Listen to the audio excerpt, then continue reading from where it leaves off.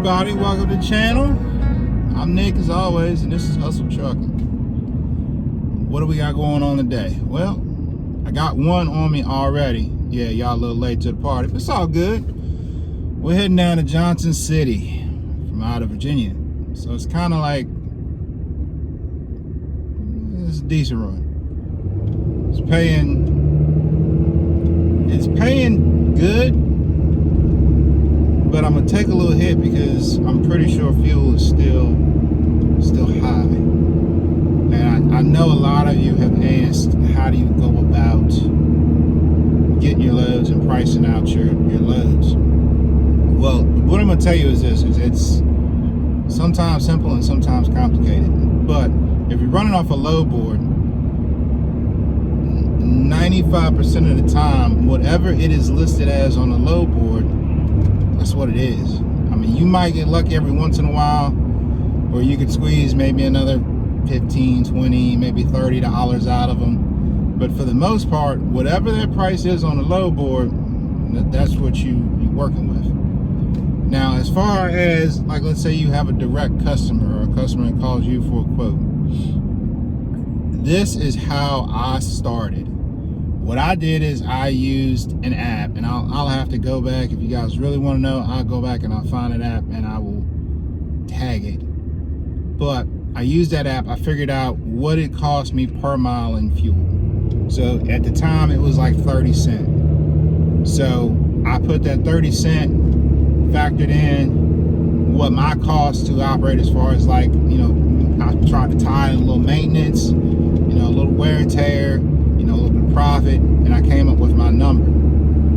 Now, keep in mind, this was pre-fuel hike. So I went back and I figured out what percentage the fuel increase was from what I was paying before the fuel hikes. And I factored that percent increase into my rate. And that's how I came up with my rate. Now, I'll be the first one to tell you, is that the hands down have-to best way to do it? No, that's just the way I operate. I'm sure there's probably 40, 50 other guys out there to do it 4 million different ways, but that's how I operate.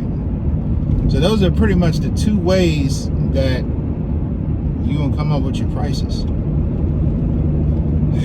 know, I mean, it's kind of, like I said, man, it's cut and dry, but it's complex. Like, it's cut and dry. Either it's a direct customer or you're pretty much locked into whatever that broker is wanting to pay. Now, don't get it twisted. Let's say you find a load and you know in your heart to heart and you know in your math that that price is not going to produce a profit for you. Walk away. Don't feel obligated. Don't feel like you have to run that load, because what's going to happen is, if it doesn't make you profit, it's going to make you loss. So you've now lost money on top of excessive wear and tear on your equipment, on top of wasting your time. So always be cognizant of that. If you see a load and it looks, you're like, man, that load's going to fit perfect on my trailer. You know, it's perfect, but the price ain't right, walk away. Because like I've always said, man, cheap freight ain't worth it.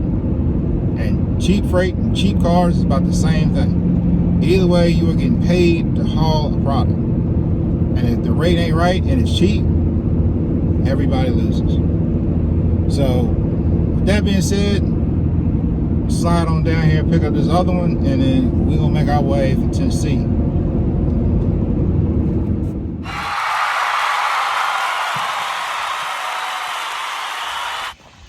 Man, we've been hustling. I'm telling you, man. Just steady hustling today.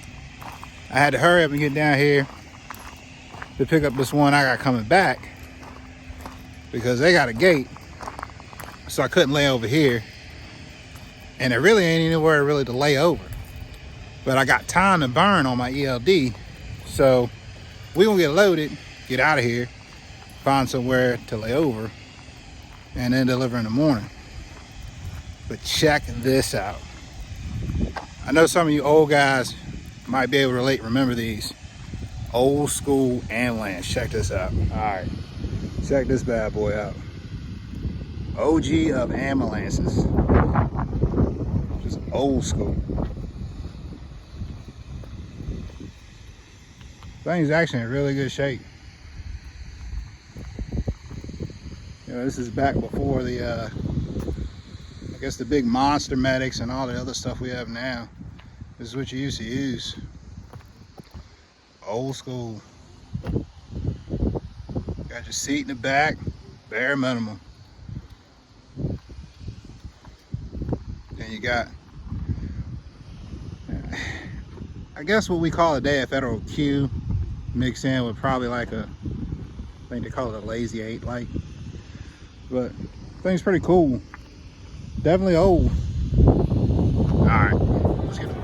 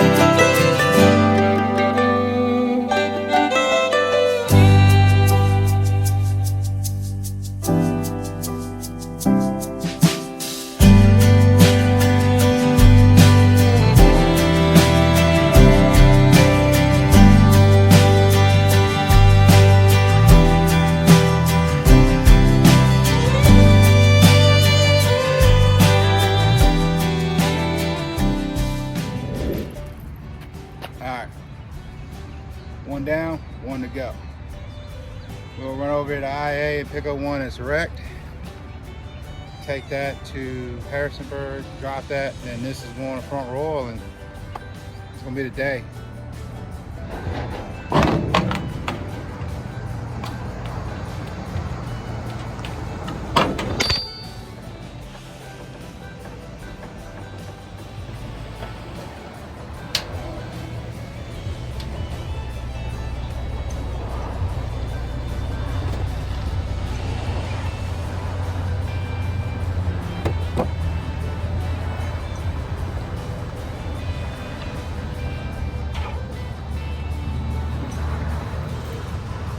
Good skis.